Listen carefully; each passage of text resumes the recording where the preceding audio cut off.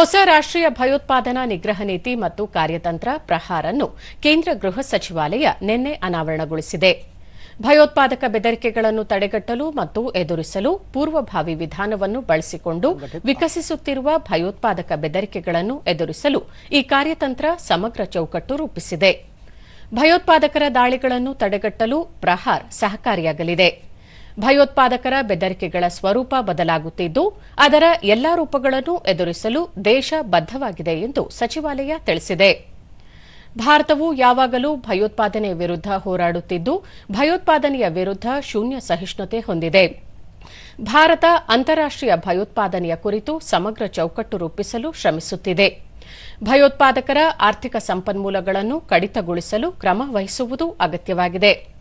ಭವಿಷ್ಯದ ಭಯೋತ್ಪಾದನಾ ಬೆದರಿಕೆಗಳನ್ನು ತಗ್ಗಿಸಲು ತಂತ್ರಜ್ಞಾನದಲ್ಲಿ ಹೂಡಿಕೆ ಮತ್ತು ಖಾಸಗಿ ಉದ್ಯಮದೊಂದಿಗೆ ಪಾಲುದಾರಿಕೆ ಅಗತ್ಯ ಎಂದು ಸಚಿವಾಲಯ ತಿಳಿಸಿದೆ.